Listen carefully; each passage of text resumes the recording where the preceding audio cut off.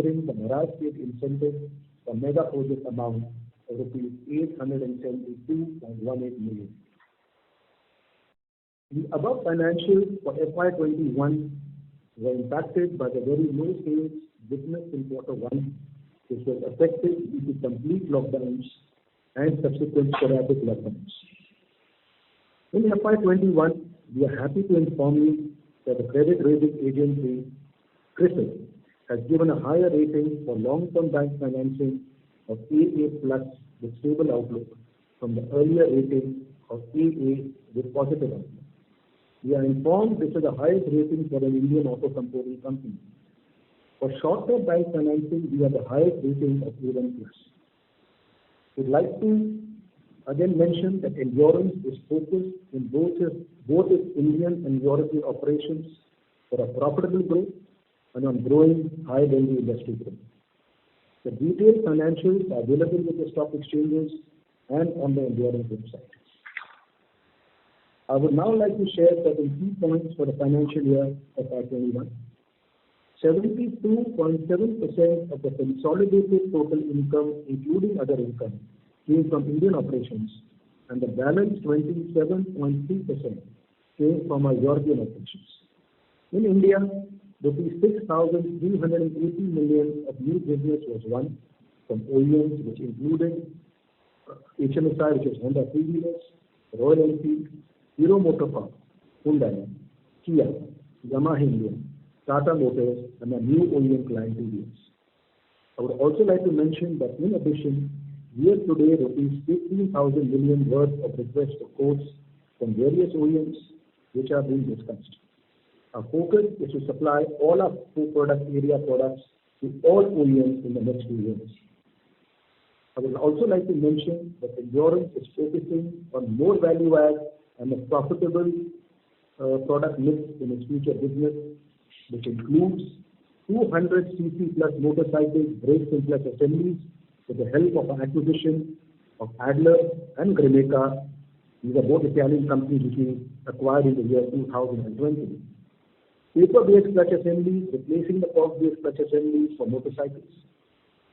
Focusing on getting orders for continuous variable transmissions or an automatic clutch for scooters. Anti-lock brake systems or ABS for the 150cc plus motorcycles, which is with our collaboration with Asian-based industries. 200cc plus motorcycle inverted front forks and adjustable rear monoshock absorbers, as well as front forks and shock absorbers for electric two-wheelers and three-wheelers. This is with the help of our collaboration partners KTM AG. We are working with KTM AG to increase supply of both the on-road and also start with the off-road motorcycles, higher technology, inverted front forks and rear monoshockers, for which we have together made a 3-year plan. We are also focusing, as you know, on fully finished machine casting as compared to semi-finished casting for 2 and 3 and 4-wheeler casting business. Excuse me, this is the operator. I'm sorry to interrupt. Mr. Jain?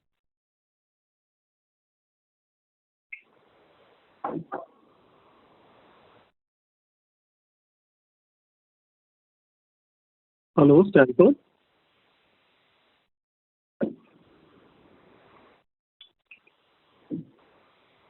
Raj, are we disconnected? I can't hear the operator. I'll just check it. Operator just connecting Mr. Anurag Jain on the other line. We have Mr. Jain online already, sir. You may go ahead. Okay, should I start? Yes, please. As this brake assembly business is growing with addition of Bajaj, TVS, Royal Enfield, Yamaha, Hero MotoCorp, and HMSI new business, we are increasing the disc brake assembly capacity from the existing 285,000 brake assemblies a month to 570,000 brake assemblies a month, and the discs from 375,000 numbers a month to 675,000 numbers a month by August 2021. A new plant at Dulwich is being set up for this increase in volumes. On 2nd February 2021, we started operations at our new plant at Vallam, near Chennai, to supply machined aluminium castings for Hyundai, Kia, Royal Enfield, and we are now in the process of acquiring new business from these existing as well as new OEMs. We are also setting up an aluminum cylinder head low pressure die casting plant at Pantnagar, Uttarakhand for 720,000 numbers per annum, and operations will start in Q2 of this financial year. We are happy to inform you that the supply of two-wheeler ABS assemblies should start by October 21, which is this financial year, as we are in the final stages of testing and validation. As you may be aware, competition is mainly from Bosch, which controls approximately 85% market share in the Indian ABS motorcycle market, which approximately requires 3 million ABS assemblies per annum. This is a very large business opportunity for Endurance, as there are very few suppliers, and they are mainly only foreign companies in this line due to the high technology requirements. In October 2020, in our oldest die casting plant in Aurangabad, which we started in 1985, our company announced a voluntary separation scheme for 86 confirmed workmen with a one-time payout of rupees 112 million. This is for saving of rupees 48.7 million per annum and additional savings in canteen, workforce and insurance related to these 86 workmen. On 3rd May 2021, which is for this financial year, in our Chakan plant in Pune, we announced a voluntary separation scheme for on-roll workmen also. This is with the aim of improving operational sustainability in our plant operations. We are also focused on supply of our products for EV vehicles. We have already started supplying the brake assemblies, suspension and aluminum castings for electric scooters and three-wheelers. As you may be aware, in financial year 21, total 238,000 EVs were sold in India, including 144,000 two-wheeler EVs, 88,000 three-wheeler EVs, and 59,000 four-wheeler EVs. Our focus is to supply our EV products to two-wheeler OEMs, both existing and new like Ola Electric, and new startups funded by new OEMs. Due to increased orders from Bajaj and Yamaha India, we are increasing our capacity of alloy wheels from 240,000 numbers per month to 320,000 alloy wheel numbers a month in our existing Chakan plant near Pune, and the production will start in Q3 of this financial year. As far as Europe is concerned, in FY21, we acquired 19.3 million euro of new business with Audi, Daimler, Volkswagen, Fiat Chrysler, and Maserati.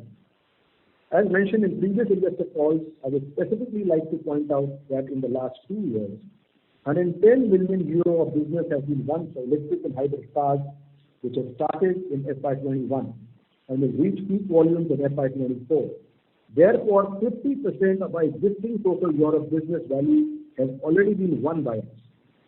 Out of this 110 million euro value, 30 million euro of business won is for electric cars for Audi and Porsche, and 80 million euro of business has been won for hybrid cars of Volkswagen, Daimler, BMW, Fiat Chrysler, and Maserati.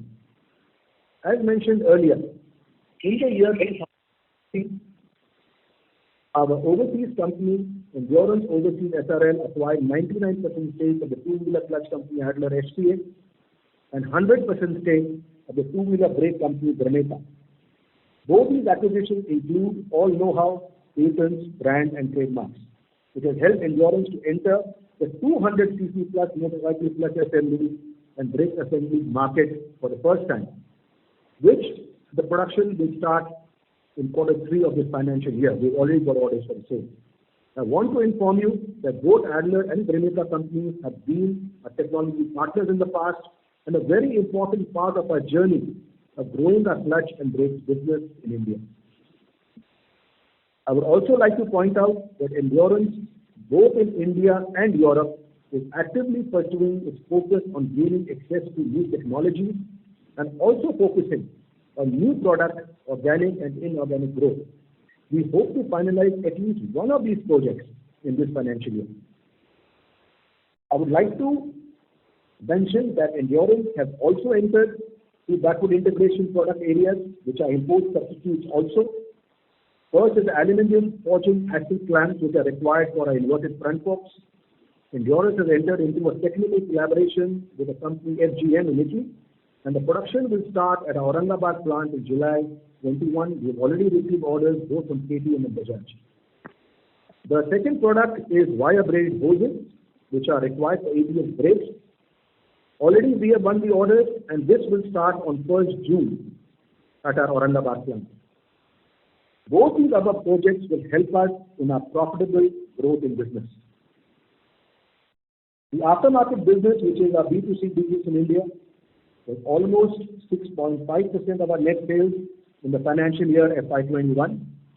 The aftermarket sales grew by 4.7% from rupees 2,977 million in the previous financial year to rupees 3,160 million in FY21, in spite of the Q1 almost being lost to COVID-19 lockdowns.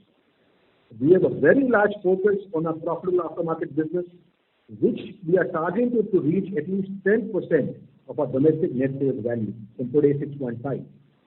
We are exporting also to 29 countries, and we are in the process of adding 5 more countries to our exports of aftermarket in this financial year. We have also started trading in 2 and 3 wheeler tires. Let me repeat, we have started trading in 2 and 3 wheeler tires for both exports and for the Indian market.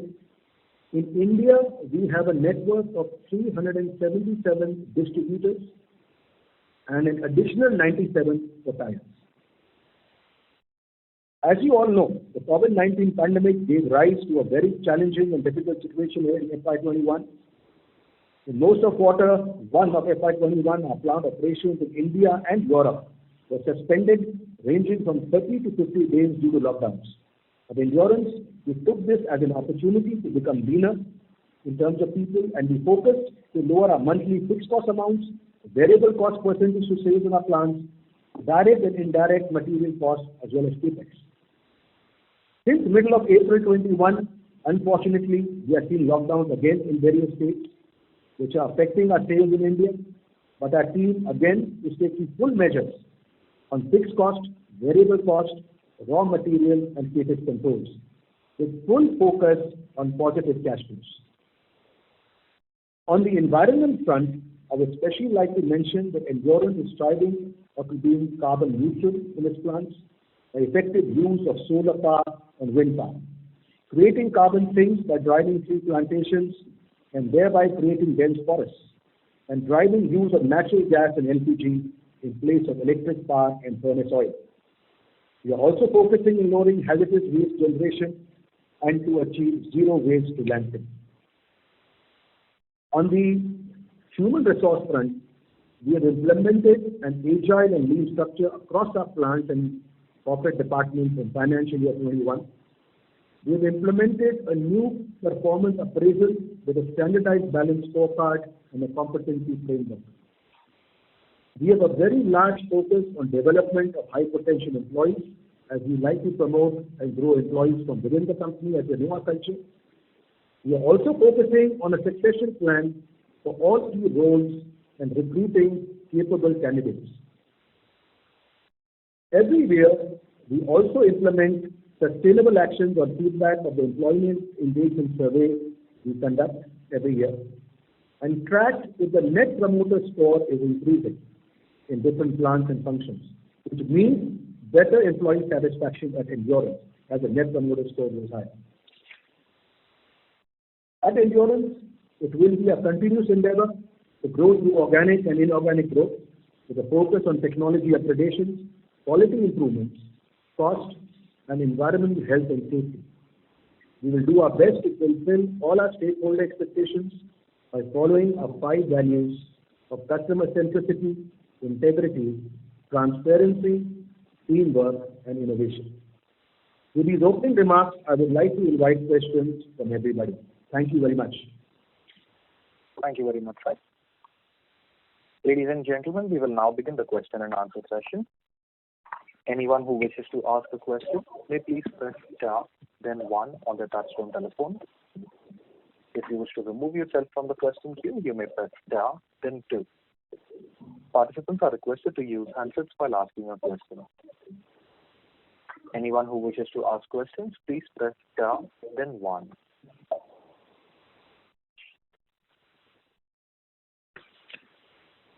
first question is from the line of Ashutosh Tiwari from Equity Securities. Please go ahead. Yeah, hi, sir. Congrats on the performance in the quarter and the year as well. Firstly, was there no subsidy in the quarter? Sorry, I couldn't hear you. I'm asking, was there no subsidy in the quarter from Maharashtra government? For quarter, I'm saying. You're talking about the first quarter? This fourth quarter, was there no subsidy in the fourth quarter numbers? Yes, sir. You're talking about the package scheme of incentives? Yeah, Maharashtra. Which we are getting from the Maharashtra state. Yeah. No, in fact, it is a very small amount. I would request Mr. Ray to reply to this. Yeah, in quarter four we booked 6,90,000. So you're right, it's very small. It's negligible. Rupees 690,000 rupees. Okay. And sir, if you look at the standalone performance during the quarter, despite industry kind of declining, we have posted good growth on quarter-on-quarter basis. So which segments drove the performance on quarter-on-quarter basis in India? Sorry, is this growth? If you look at the QOQ, we have grown revenues. Industry was declined basically. So what led to this outperformance versus industry? Which segments basically we saw growth on quarter-on-quarter basis? Yes, sir. So the largest, I think, growth came from the front fork and shock absorber segment, suspension segment. I think had the highest growth, even aftermarket grew. And I'm saying as a percentage to say, brakes grew a lot, but because of the overall growth, brakes was the same, I would say, percentage of the overall sales compared to the previous year. But I would say suspension and the aftermarket grew the maximum. Okay. And what is aftermarket revenue around 120 crores in the quarter? Sorry, for the quarter, can anybody answer that for the quarter? Yeah, you're right. It was around 119 crores, if I remember. It was quarter four was about 1199 million rupees. Okay, I got it. Out of it, export was, I think, 347 million rupees. Okay, so it's quarter four. Okay, so thanks. I'll join back the queue. Thank you. The next question is from the line of Jinesh Gandhi from Motilal Oswal Financial Services. Please go ahead. Hi, sir. My question pertains to the outlook for FY22. I mean, obviously, we are in similar situation as first quarter last year. What are you hearing from our OE customers? The context being that demand was weaker even before the impact of lockdown came in and inventory in the system being high. So, what is the outlook or production schedules which OEMs are sharing with you, and how should one look at from India business perspective? Yeah, see, what I would say that, like I mentioned, we have won 12,000 million rupees of business in the last 2 years, which has already started, acquired TVS as a new customer. We have always believed in profitable growth and hard margin in industry growth, and that's why you saw quarter four being so good. We have the same expectation in FY22. Unfortunately, we were hit by this huge surge in COVID-19 cases, which reached 200,000 in April. And that led to lockdown starting from Maharashtra and Delhi and then various states. This also led to dealerships being closed, which affects the OEM plant operations. They also started shutting down up to 2 weeks or slightly higher. So definitely, there will be April, we were, I would say, quite all right. May, of course, will be impacted. June, we have to wait and watch, looking at what will be the lockdown rules in June, whether the dealerships will be allowed to open. If they are allowed to open, then of course things will be very good. Because like you saw last year, there was a pent-up demand built up, and the way we saw July 20 going up, it was unbelievable.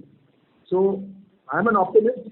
So let's see what are the lockdown measures announced by states from June 1st. It will more depend on that. But to be honest, FY22, we have made a great business plan because we have a lot of business. Right. And second question pertains to, you talked about tire distribution. So has that business already started, and of the aftermarket revenues which we indicated for FY21, how much would have come from tires?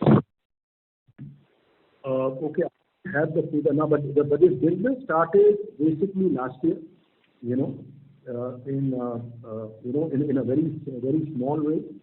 But I think in this year we are planning to sell approximately about I will just get this figure.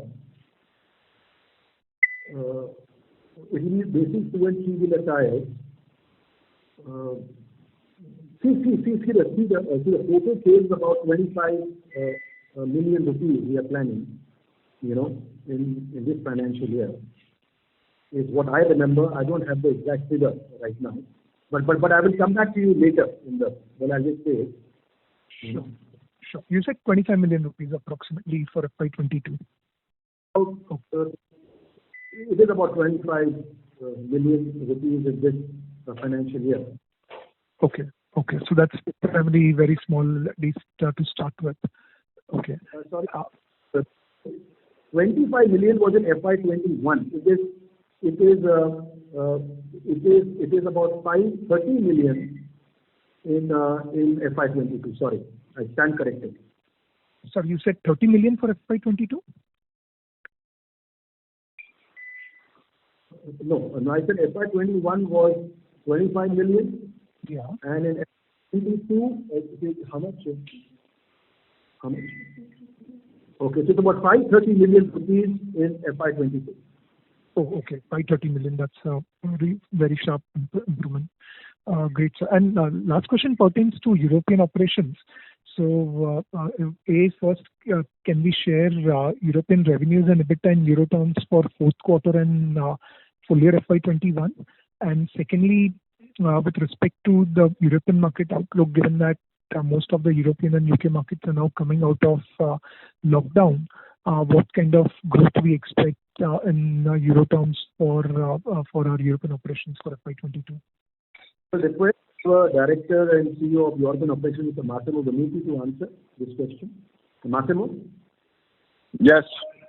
Okay, so in the third quarter of the fiscal year 2020-2021, sales of new passenger vehicle in the European Union grew by 0.7%, considering also UK, compared to the same quarter of the previous year.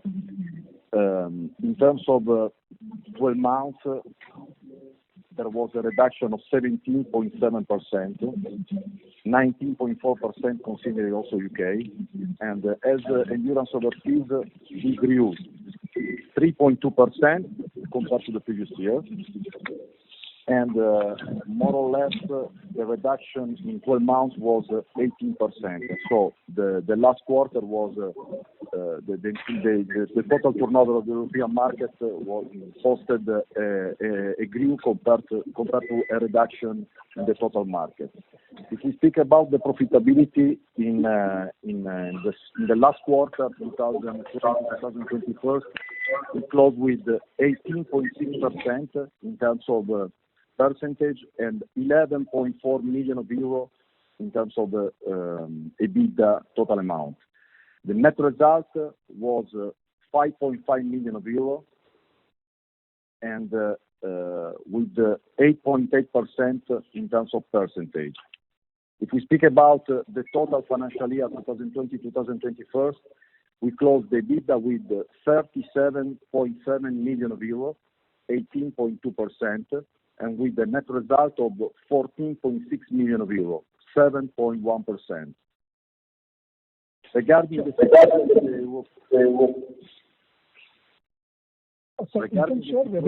European market, in terms of volume, in the month of April, yesterday we received the official number. The month of April was more or less 218% higher compared to the previous year, but as you can imagine, April 2020 was very low for the lockdown. But if I compare the total registration of April 2021 compare April 2019, we are speaking about a reduction of 24%. And so, let me say, in this moment, we are not coming back to the previous COVID situation. But apparently, for the next month, the volume are positive. frankly speaking, the situation in terms of COVID-19 is improving due to the vaccine campaign.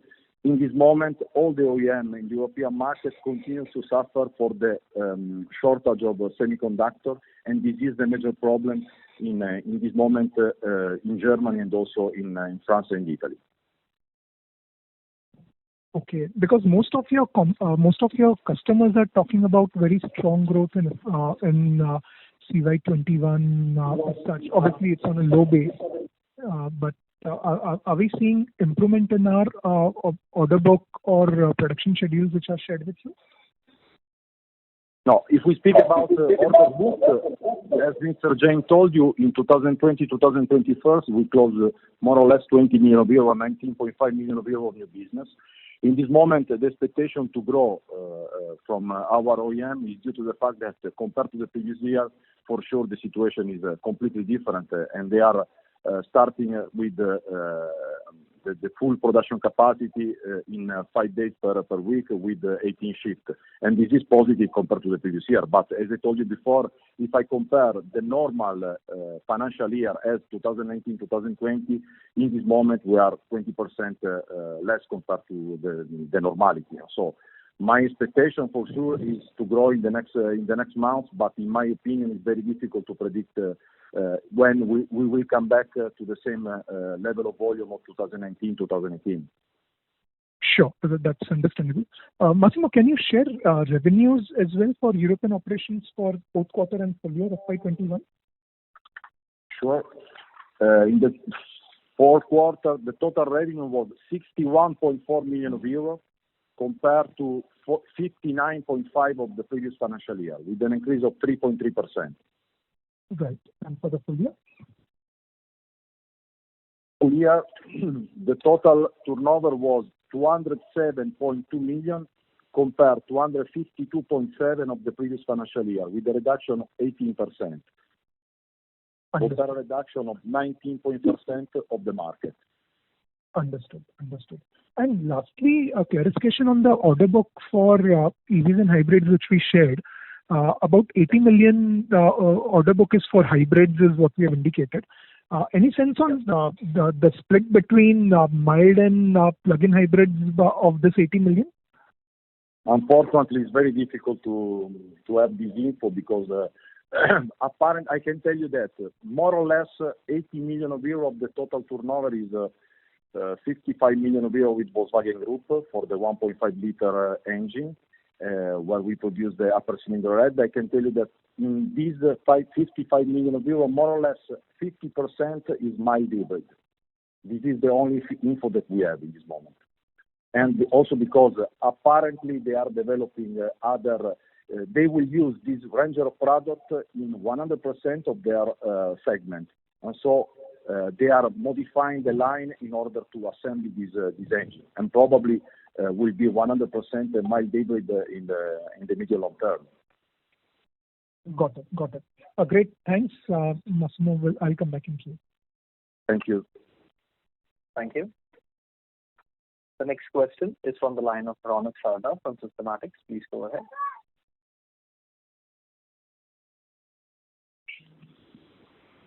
Ronak Sarda from Systematix, your line is unmuted. Please unmute the line from your side and go ahead.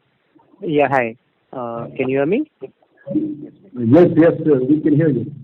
Yeah. Hi, Anurag. Thanks for the opportunity. Anurag, I slightly missed your opening remarks when you were talking about the new Waluj capex.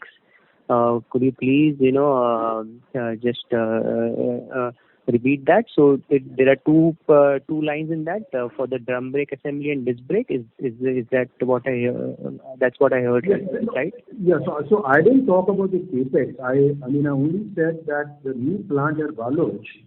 I meant, the expansion, if you can talk about. The expansion of disc brake assemblies will go up from 285,000 to 570,000 per month. Okay. And the discs will go up from 375,000 to 675,000. This is because of new orders run from TVS, Hero, HMSI, RE, Bajaj. And also, because here the major competition is only Brembo, as you know. Right. So this is over and above the Pantnagar new disc brake plant which we spoke about last year, right? Yeah. So that's it. No. So this includes a volume of 45,000, which is in Pantnagar. This inspection of 570 includes the 45,000, which is actually in Pantnagar, which already has started actually. Right. So the Pantnagar, so I would say technically this plant will be from 285 to 525,000. But the disc will be total 360, 75 to 675. All the discs will be made in Waluj. Okay. Right. So the Pantnagar expansion is actually we have shifted back to Waluj. Yeah. No, it will not be going back to Waluj. It will remain there. But the capacity is going from 285 to 570, out of which 45,000 is in Pantnagar, which is already started. Got it. And 525 it will go, like I said, by August. We are trying for earlier, which will be in the new plant. And the disc brake is over and above the Pantnagar. Yeah. And this will be 375 to 675,000. That will be in the new plant, the expansion, the total. That is not in Pantnagar. Sure. Got it. Thanks. The other question I had was on the raw material side. Now we have seen a very sharp increase both in aluminium and steel cost. So can you help us understand how has that started to pass through both in our top line and the gross margin side?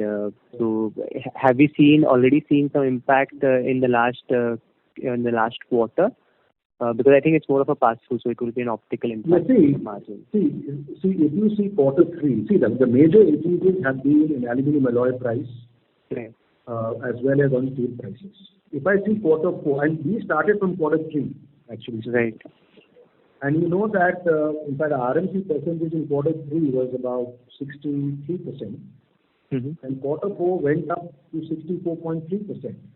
Right. This was mainly due to aluminum alloy price going up by more than 10%, from almost 130 rupees to 143 rupees, and steel prices went up by 12%, from 70 rupees per kg to 79 rupees per kg. So they increased the RMC by 1.3%. Now, the question is, definitely large part was passed on. But right, to sustain the supplies, if all the steel producers and all were very, very tough with us in quarter 3, they were not willing to supply.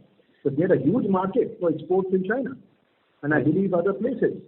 So we had to give spot increases. So these margins which we did, and as you know that EBITDA was 15.9% in quarter 3 and quarter 4 was at 14.9%. Right. This was the impact of this 1.3% was also due to the spot price increases which I couldn't pass on to the OEMs. But of course, quarter to quarter, the pass on was there. But sometimes you have to give spot increases because to do a higher sales is better than to take, it's better to take a cost increase and sell more, Right. Than to worry about whether a customer will pay. So we had to take these on the spot calls, quarter 3 and quarter 4. Both. Got it. And do we expect further increase in Q1 as well? I mean, are similar increase being seen in Q1 as well? Yes, the increases are there, but that will be passed on. We've already reached understanding, so that will be passed on. The increases will be there. Sure. Perfect. And so finally, I mean, we have generated free cash flow even in this year, despite a very weak first quarter.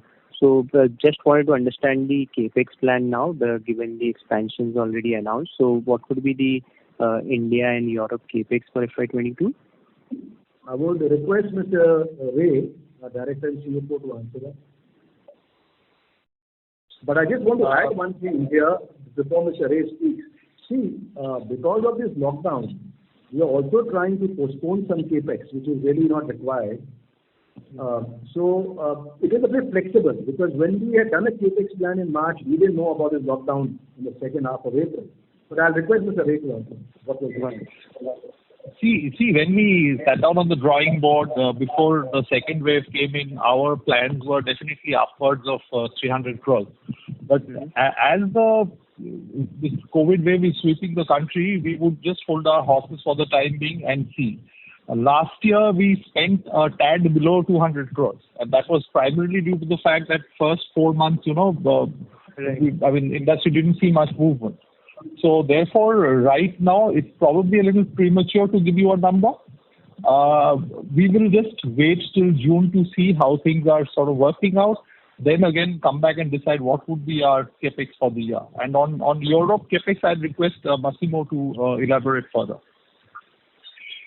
Yes, for the European market, the gross capex recorded in the last 12 months was about 24 million euros, of which 20 million euros specific for products and product capacity. The main project, Volkswagen, 4 million euro, FCA 6 million euro, and Daimler 5 million euro. Regarding the 2021-2022, in my opinion, we can maintain more or less the same level of investment, but please consider that in this financial year we will install the production capacity for Audi and Volkswagen for the new hybrid and electric solution. And so this will be another important year in terms of investment, more or less 20 million euros. Sure. Okay. Thank you, sir, and all the best. Thank you. Thank you. The next question is from the line of Vimal Gohil from Universal Family. Please go ahead. Yeah, thank you for the opportunity. Sir, I hope I'm audible. Yes, can hear you clearly. Yeah, thank you. Sir, firstly, if you could just give me how have your key customers like Bajaj, Royal Enfield, Honda, Hero, and TVS, what is the kind of growth rates they have reported in FY21? TVS, I suppose, will be the new customers. So probably if you can give me the revenue number over there, it will be great. You're talking about for TVS? No. For all the your two-wheeler customers, your Bajaj, Royal Enfield, Honda, Hero, how have they grown in FY21? How much have they grown? See, I'll tell you a few. Like Bajaj Auto, there was a de-growth numbers of -13%. Okay, so we grew only -4.2%, just to give you an example. HMSI was a de-growth of 23.5%, but we grew 1.8%. Then Hero MotoCorp, they de-grew by 9.7%.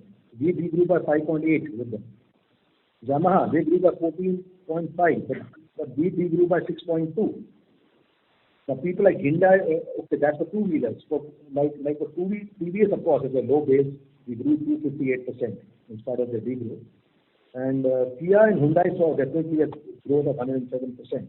And Suzuki, on a smaller number, we grew 33.6%, so they had a de-growth. So, I mean, we have done, like we've always maintained, we have done better than industry because we are adding a lot of new business. And like I said, our aim is to supply all of our product areas to all the OEMs. Let's go for higher value-add product, which I mentioned. So right. All this is helping us to grow our sales. I just missed out on the Royal Enfield number. How much have you grown there this year? No. Royal Enfield was similar. We grew with them at about 9.1%. Fair enough. And Yamaha, you said you declined by about 6.2%, but still it was an outperformance versus their production. Yeah. Because they grew by 14.5%. Got it. Perfect. Thank you. Sir, and what would be the breakup of your aftermarket revenues between exports and the domestic number? Just give me the aftermarket export number. See, normally I don't give this split up, to be honest. Normally I don't give this split up, but I can still say it's not a... see the exports, if I see FY21, just give me a minute. I'm looking at FY21. What we did was 97 million. So we grew out of a total of 312 million approximately. Great, perfect. So 90 out of 312 was exports. 90 out of 312. Got it, sir. And sir, just on this, last question was on this rationale for entering the tire trading segment. While the ROEs in this particular business will be fairly high because it's a trading sort of a business. But I just wanted to pick your brains on what has led to this particular decision of getting into tire trading. What is exciting about it? See, the thing is, I think this helps the aftermarket for a good growth, a good profitable growth. So don't ask me what is the margin, I will not tell you. But I would say it will lead to a good profitable growth based on the tie-ups which we have with the manufacturers. And the quality and all is well in place. And these tires, these are getting manufactured here, or are we importing them? No. We are not manufacturing tires. That's again repeating, I'm trading in tires. Yeah, so we are getting it from... IKEA has been dropped by us 2 years ago, which you know what happened. So there is no manufacturing, only trading, buying and selling, and we making money on it, and ensuring quality control. That's all. And the reason is that we have a strong brand image in the aftermarket, endurance. So we are selling under the endurance name, you know. So, and I must tell you that with 97 dealers already joined us, I mean, this is a good business in trading. And why we should not have a profit growth in tires? You know, like I mentioned already, we have 97 and we're going to keep growing. And like I said, profitable. And I think you would look at 4.5 years after we went here. So definitely I'm not joking with you. Right, I understand. On a lighter note. Perfect, sir. Thank you so much, sir, and all the very best. Thanks a lot. Thank you. Thank you. The next question is from the line of Nitin Arora from Axis Mutual Fund. Please go ahead. Hi, sir. Thanks for taking my question. So just on the electric side, we saw a big player already here setting up a plant. I'm talking about Ola, you mentioned in the opening remarks. We also saw the finalized and everything like done. Generally, in your experience, how we are approaching this, setup. So already OEMs are also about to launch their electric vehicles in the next 2 years, and plus Ola is a big guy who has come, in the market there. So I'm sure you would have also approached for some products for them. But generally wanted to get a sense how you are now approaching, given 3 years, there will be launches, you would be, having a negotiations with all these vendors. So what kind of a product pipeline and where we can, grow in the electric, if you can elaborate that. That's my first question. And second, a bookkeeping question, though you're talking about outperformance in this two-wheelers and all. I just want to know only one bookkeeping number is what was the total four-wheeler revenue in FY21 for you? Those are the two questions. Thank you. So I would say the four-wheeler revenue in India, I'm talking about. Four-wheeler was about, you can say, 6% of our revenue of, I'll just tell you what was the total sales. It was, India was 47,866 million. Correct? 47,866 into 6%. And this is, we are growing with Hyundai, Kia, Tata Motors, Mahindra. Like I said, we just got a tractor order. It will be starting now for tractors. And we have already working with, Sundar Partners, Maruti, many new OEMs, in the Chennai belt and also on exports of castings. Because, see, there are very few players in this market of machine casting, especially for four-wheelers. There could be Sundram Clayton, there is Jai Hind, there is Sandeep Auto. There are very few. There are no players. So the opportunities are huge, but we are being very selective. So we are looking at machine castings which are high EBITDA margins. And so that's to answer your first question. And the second question is, see, as last year in, I would say, 2020, our focus was on the existing OEM and OEM funded companies. And you must have heard me say that on Investor Call. Right. Now we change our thinking to even new OEMs, like, Ola Electric, for example. So, and there are others. I don't want to name them, there are some confidentiality things. But we are looking at existing OEMs, new OEMs, and companies funded by them. Is what is our strategy. Reason being that they have the technology, they have the financial strength, they have very good control on the vendor base, on the pricing side. So these are the reasons right now. But see, things change. Tomorrow we may go to more we'll see about what happens in future. And just to let you know, Bajaj, we are involved in all the platforms of scooters and three-wheelers. TVS Motors, we are in touch with them for their scooters. Could you hear me, what I said? I can, sir. I can. So Bajaj Auto already, we won the order. Chetak, we have started brake suspension castings for them. Three-wheelers will be starting when they start. We have won orders for both the vehicles. TVS Motors, we are in touch with the scooters. We will get the PO has come. Mahindra Electric for the tandem master cylinder for the three-wheeler brake assembly already started supplying 800 per month. So we are engaging. See, we are not talking too much, but we are fully aligned to existing and new OEMs and companies funded by them. Because we feel they will succeed better. But we are not going to everybody. I'll be honest about it. But yes, Ola is there and we are engaged with them. So is it Ola? Sorry, just to clarify, sir. Ola you are engaging, but is there some revenue potential or a product has been selected there, or you're still in the negotiations there? Because what we hear is that vendor base is finalized, so I just thought I'll ask you straight away. So that's why what I said earlier. We were not focusing on the new OEMs last year. So we lost out in the first phase. We lost out in the first phase of vehicles. But in the new phase, we hope to get because we are a leader on these products, and we are a cost leader and technology leader. So I'm very confident, sir. Because we have changed our strategy now. And to be honest, last year I didn't know that. I'll be honest, I didn't know that. And they'll be funded by SoftBank in a big way. So we didn't know that. So things change. Things also change. And we were focusing on a lot of new business. We are getting from TVS 2,000 million rupees of business. So we are focusing on so many things. So we have kept this a bit at the side, So now with these big announcements, of course, we have to be a part of it. We'll do our best to get the order. Yes. Thank you. Thank you.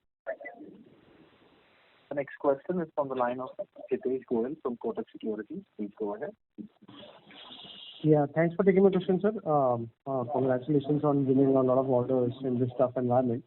So just wanted to get a sense, where I see your outlook. You are actually going to gain a lot of market share on the alloy wheels, disc brakes, and ABS, which will be the key growth over and above the industry growth that I can see, right? Yes. So can you give us some sense on what is the revenue potential from this, additional, apart from the normal growth that you see in the industry? Because why I'm saying that is, you need to understand how your growth will be higher than the two-wheeler industry, right? So these are substantial orders. So if you can give us some sense on these three buckets, basically. The problem is, I've never given forward-looking figures because I've always said uncertainty is the new normal. I maintain that. I never give forward-looking figures. I've always said, since the IPO, higher in industry growth. I've also told you profit growth. I've told you we have won 12,000 million rupees of orders in the last 2 years. We have 15,000 million rupees of requests for quotes. You have seen a performance in the financial year 21, which was very tough year, one of the toughest years after 2008. So I cannot give you forward-looking figures, but I think it's a sense which you will have to get. See how well we do, So, sir, when you're talking about 12,000 orders, so what does that mean? That is an annual order you can win, or it is over a period of the vehicle? One is in the last 2 years, where the peak will be in FY 22-23, the peak. Because this includes orders even for Hyundai and Kia. And there are some projects of brakes which will start only end of this financial year. Because we want brake orders from everybody, from Euro, HMSI. So there's a peak annual revenue, additional annual revenue from Hyundai, Kia and other customers, 1,200 crores, over and above the industry growth. That is how you should look at it. No, I didn't say above the industry. I'm saying these are the orders which we have won. Okay. So these are orders we have won. Now, I don't know which vehicles the OEM will phase out, which new vehicles they will get, which new variants we will get. I'm only making a statement that I have won these orders. And I have always performed higher in industry growth and profitably. So basically, it's a combination of the existing programs and the new program that you have won, basically, right? Yes, absolutely. Because, I'm sure you would appreciate, see, future nobody knows. How the OEMs will do, what will be the uncertainty, we have no idea. And we have seen how things have gone in the past, right from global financial crisis and demonetization and COVID now, we are focusing on cost controls, on our margins, consolidating our plants, making our plants multi-products to lower fixed costs. We are doing a lot of strategic things. We are outsourcing to our vendors. We have our own endurance vendor association. We have done a lot of work last 11 years to reach this stage. It's not easy to make these kind of margins, when your price is lower than the competition. All my prices are lower than competition, mostly. So, sir, just on my last question on this, if you look at the standalone performance, the gross margins have deteriorated this quarter. There is a lead lag in terms of passing through the OEM, or this is the kind of gross margin we should see for the first half. Okay. I would request Mr. Ray to answer this. Yeah. This question actually was answered by Mr. Jain a little while back, because I would like to answer it this way, that our RMC percentage quarter 3 was 63, which became 64.3 in quarter 4. You would remember that mega project incentive booking in quarter 4 was next to nothing. It was only 6,90,000, whereas in quarter 3 it was 23.4. So if you knock that off, you will get an RMC percentage of 63% versus 64.3. This was primarily driven by increase in aluminium, which went up by 10.3% and 12.1% if I take a weighted average of the kind of steel that we use in our products. So this explains that 1.3%. But what Mr. Jain said a little while earlier is very important, that there were spot increases because steel, crazy things were happening. Steel producers were not willing to supply unless you give them spot increases. Some of that cannot be passed on. So therefore, that explains the question. We give you the answer to why the gross margin came down between quarter 3 and quarter 4. Okay, great, Sachin. Thank you. Thank you. The next question is from the line of Pramod Amte from Untitled Chapter. Please go ahead. Yeah, hi. This is again a follow-up related to the raw material cost pressure. Considering the fact that both the aluminum and steel have a different behavior in terms of costing and the way you can pass on, what is the mix in your cost basket in terms of aluminum and steel, please? Sorry, what is the? Mix of your cost in terms of aluminum and steel based on your component. Is it like 70% aluminum versus 30% steel, or they are equal proportion of your raw material? I don't have the answer for that right now. I also don't have this answer because die casting products would by and large have aluminum. Right. So I can't give you a percentage or a number just now. Because aluminum is used both in proprietary products as well as on like clutch castings have it, front fork castings have it, shock absorber castings have it. Brake castings require aluminum. So we don't have that breakup. I'm sure we have it, but I don't have it right now. Sure. Maybe I will take it up separately. And second, again, related to the cost pressure, how do you see in terms of competition behavior in the sense that these are like unprecedented type of cost hikes we are seeing, and you, as you said, you have relatively better balance sheet and hence you opted for better production versus losing out on the margins. Do you see this helping out in the medium term for you to gain market share versus competition, and also in terms of winning new orders as and when they open up in a much better way? Definitely in the last many years, we have seen price as being one of the most important factors. One is, of course, the technology. One has to have the technology and the price you first enter a new product. And then, of course, is the quality. Quality has the highest vendor rating. You have to maintain your customer complaints which are based on aesthetic, fitment and function, as well as the warranty should be going down on the field. Okay, but it's your price and it's your technology that gets you. Today, I think on both technology, I've already mentioned we have our own test track. We're the first tier one to have a 29 meter test track in knowledge. Not in knowledge, in Aurangabad. and we are trying to give first-time right products. We have advanced engineering cell, we have new R&D, product areas. For strength on technology and prices, because like I mentioned, we have done a lot of work on our endurance vendor association, on our outsourcing of our internal operations to them. We have done a lot of operation efficiency. We have consolidated plants. Many plants were shut down and transferred business to other plants like Pune we made from 4 plants to 3 plants. Manesar we shut down. We did a VRS in our first die casting plant in Baluch. Plus we are going for multi-product plants. For example, now Pantnagar plant. All our 4 product areas are there. So even sales go down, my fixed cost is then spread. I don't lose so much of money. You know what I'm saying? So there have been many strategies whereby you see that when the sales go up, we do so well. And this is a continuous focus, which we are doing.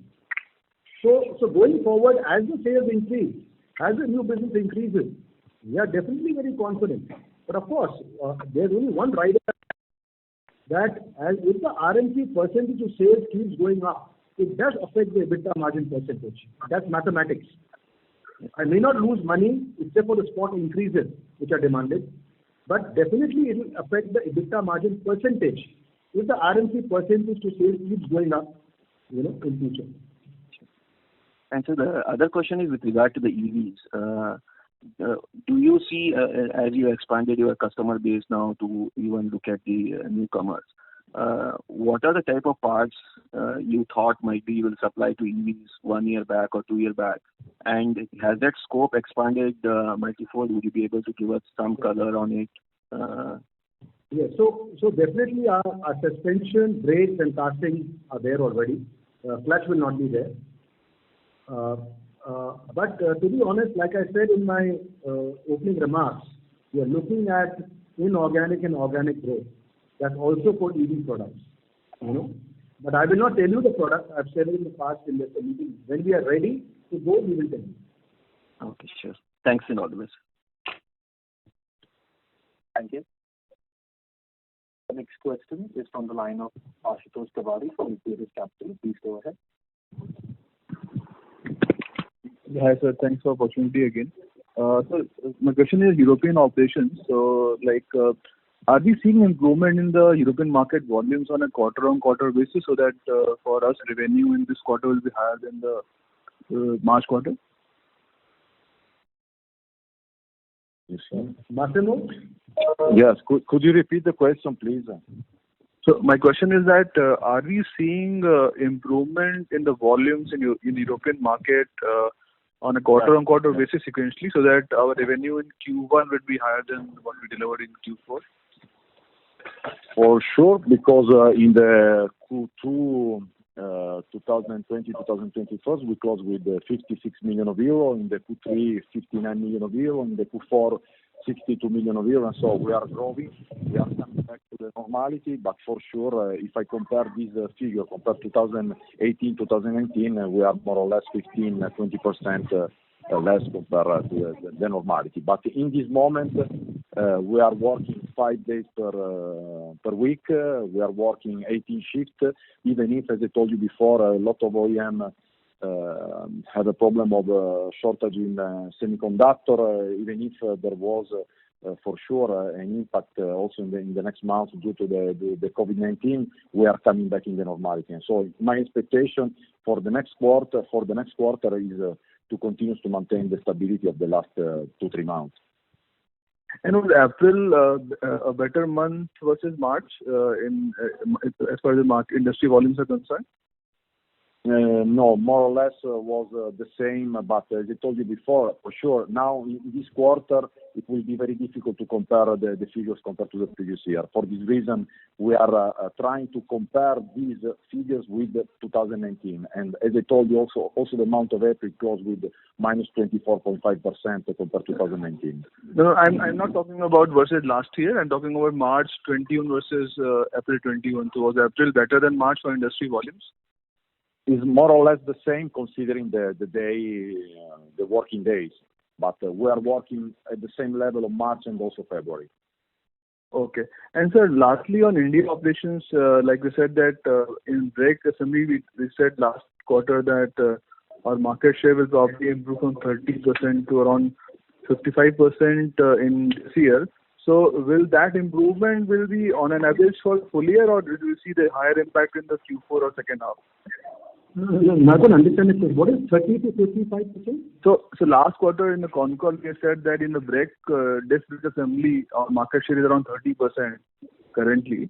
And in FY22, we are looking at almost like 55% market share based on orders that we are expanding on the doubling capacity. Yeah, I mean, that was a calculation which was done based on number of vehicles sold. And that will be at the peak. That will be at the peak, once I reach the peak level, you know. Okay. So major impact of that basically will come through in the second half or fourth quarter of this year, FY22. Yeah. Yeah. So right now, say brakes is around 30% and the disc is at about 45%, disc only. And you know, disc I'm going from 375,000 to 675,000 by August. Brakes, we are almost doubling, you know. So there's no reason we should not do this figure. Though I don't like to give forward-looking figures, but you are right, if you have caught me there. But that is the plan, for sure. So in FY22, okay. So in FY22 peak, I can reach that figure of, yes. I got it. So my other question is in FY22 for us as a company in India, will higher growth come from brakes or even suspension also will grow? I think brakes, suspension, machine castings, these three will be the largest growth areas. Okay. So even the key. And when I talk about brakes, we also have, you know, the ABS starting. We have, of course, all these brakes, disc brake assemblies and discs. Suspension, we have inverted front fork, shock absorbers. The business is anyway increasing with new customers like TVS, you know. And we are going for fully finished castings, you know, for the two-wheeler, three-wheeler sports. There will be a higher value line coming there also. And of course, we have a big growth plan for the aftermarket. Big growth plan for aftermarket. The order that we had got from Kia and Hyundai. May we request you to come back in the queue for a follow-up? Sure. Okay. Thank you. The next question. So we've got a few more questions in the queue. Shall we take them?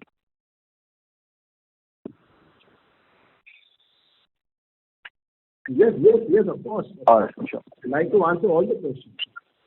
Sure. We take the next question from the line of Jay Kale from Elara. Please go ahead. Yeah, thanks for taking my question. So my first question was on your European business. So you know, you mentioned about your orders in EVs and hybrids. If you could just talk a little about the products that you supply to the EVs and hybrids. You know, how complex or how different are they than the existing ICE products? And what would be the competitive intensity in those EV kind of products that you're supplying? Would they be the same players that are currently supplying the ICE products in the die casting business? Okay, I will. So the product. The product in terms of process and technology are the same of the past. We are speaking about basically transmission component and also some engine component. If we speak about hybrid technology, has engine cover, decal, and also some gearhouse for the transmission. If we speak about the process, for sure there is a different alloy. In some cases we are using primary alloy due to the fact that they have to respect some technical rules, and so the technology is going from the secondary alloy to the primary alloy as for the structural part. In some cases we are speaking about components for the chassis as brake system for the chassis.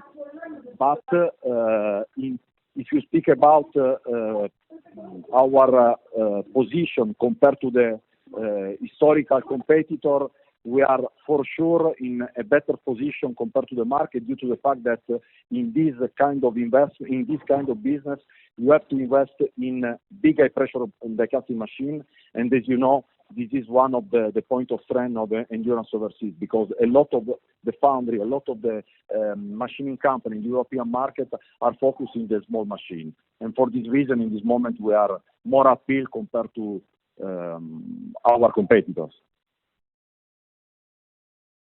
Sure. Just a clarification, you mentioned about the hybrids, but would it be similar for the EVs? Because I guess in EVs it would be more of battery casing, housing, and maybe some other components. The engine components wouldn't be there. So the complexity and the I explain to you which is the difference. Because in this moment for the electrical vehicle, the transmission is completely electric. Okay, and so with the normal component of in a pressure die casting. For the hybrid technology, the process and the component are the same of the internal combustion engine, because for the hybrid solution in a car, they are assembling the electric engine and also the normal internal combustion engine. And so we are continuous to produce the same part also for the hybrid technology. Sure. That's all from my side. Thanks and all the best. Thank you.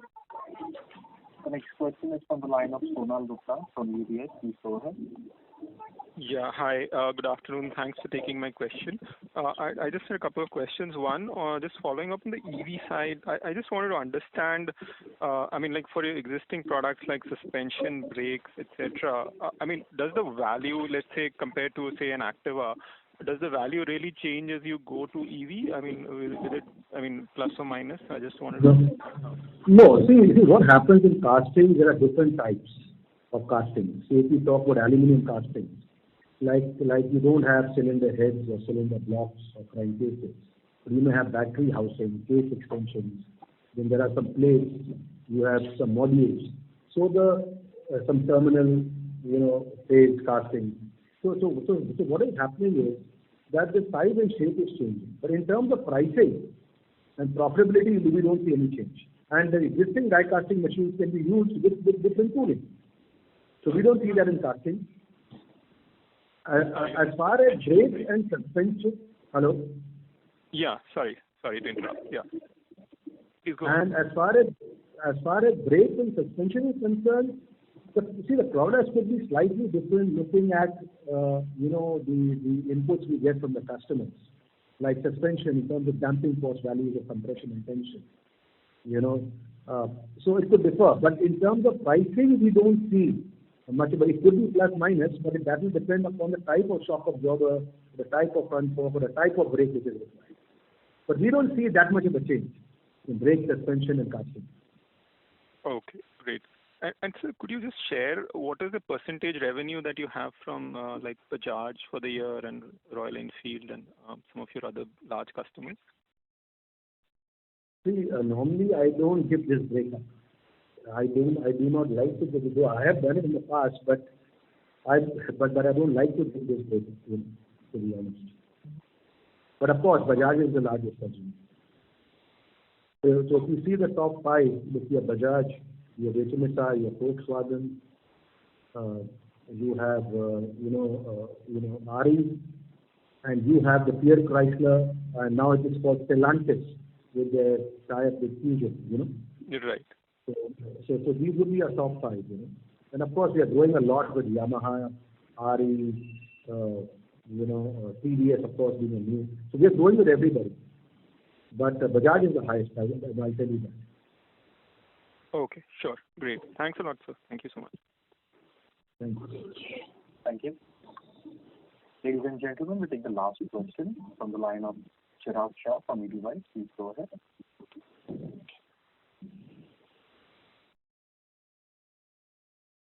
Chirag Shah from Edelweiss. Hello, am I audible? Hello? Yes, I can hear you. Yeah, thanks for the opportunity, sir. I had a question on the tire distribution side and more of a thought process. So how do you decide on the aftermarket and why only tire distribution? Your point is absolutely valid that it helps in overall growth, but you could have chosen some as a strategy to use as an aftermarket tool? And what more products or areas you would be looking to add in this aftermarket business as a distribution or a trading business? Yeah, so already we are trading in some, other products also. We call them value-add products, which I think connecting rods are there. And we have a few other items which we found value-add where we can make money, where we are good suppliers. As far as the tires was concerned, it was a high-value business. We could make money. It was a very good growth potential for our aftermarket business. And that's why we chose it. And tires has got a very good replacement market, as you know. It's very strong in aftermarket. And because Endurance has a good brand image, it has been received quite well. And fortunately, we could get good suppliers to supply us. And the quality controls are done by us also. You know what I'm saying? So we ensure that the quality is maintained in all the value-add products we do. So tire was a new addition we started last year. Like I said, about 25 million we did last year and 560 million this year. So some of the products which we are doing value-add, just to let you know, are like wheel rims, control cables, camshafts, rocker arms, and connecting rods. So here we make money. You know what I'm saying? So aftermarket business is two-phase. One is our products, and second is the value-add product. So tires comes as a part of the value-add product trading, and it's got a high value. So even if the margin percentage is of a certain amount, the value of profit I make is high on a tire because it's a high value product. Yeah. And any more products you are evaluating for aftermarket? And aspirationally, what kind of revenue percentage you would like to have from aftermarket? 10%, 50%? We were last year at 6.5% of domestic sales. We would like to reach 10% of domestic sales, but it depends on domestic sales also. We are really growing. With God's grace, we are really growing. So to reach that 10% is not that easy, but that is our target. And more products you are looking to add over there in the aftermarket?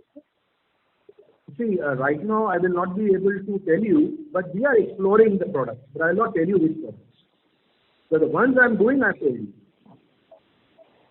Yeah, thank you. I have a follow-up question on the disc brake. You indicated that at peak you could get around 55% market share. I presume that probably would be the highest market share for you in most of your products. 55%. So that would be the peak market share across products you would be having. Yes. Because here the major competition is only Brembo, and with the help of Bremeka, we have entered the 200 cc plus brake market. Which is giving us a much more higher value add, and a new market is opening up from this year for us. So this is an estimation. Now, please don't catch me on future investor calls on that 55%. It will be plus minus. But yes, when I'm going from 285 to 570, that answers. And today I'm at around 28 to 30% market share on brake systems. So from that angle, I get this figure, looking at the overall volumes. Because India is a market which of FY19 we did about 24.46 million two-wheelers in FY19. Of course, went down in FY20 to 20.9 and 18.4 last year. But I see no reason why I should not come to 24.4. Not that I have taken 24.4 in this financial year, but looking at the growth and looking at the opportunities from so many OEMs, and de-risking of people like TVS from a Chinese supplier to us, and new orders from Hero, HMSI. So, I don't see any reason why we should not be at that figure. So this was an estimated figure which I gave you in my last call. Yeah, super. And so last thing, in suspensions, what would be your estimated market share according to you? If I have to do a like-to-like comparison with brake, where would be suspension in terms of market share? It is about 40%. It's about 40%. Thank you very much, and all the best. Thank you. Thank you. Ladies and gentlemen, that was the last question. I now hand the conference over to the management for closing comments. Well, I don't have any closing comments, except to just tell you that Like I said earlier, April was quite good. We are caught up in this lockdown scenario, which is definitely affecting our sales. But like I said, we are optimistic. From June, the recovery should take place. Like last year, it happened from July, mainly. So I'm an optimist. There would be pent-up demand. And definitely we'll control whatever cost we can on fixed variable materials as well as on capex investments. And luckily we have learned a lot from last year's experience. So just want to tell all the shareholders here, investors here, that we will continue to do our best for a profitable growth. But external factors are beyond our control. We can't do anything. And I would like to thank everybody for their support and their confidence in endurance. So that's all from my side. Thank you very much, sir. Ladies and gentlemen, on behalf of Axis Capital Limited, that concludes this conference. We thank you all for joining us, and you may now disconnect your line.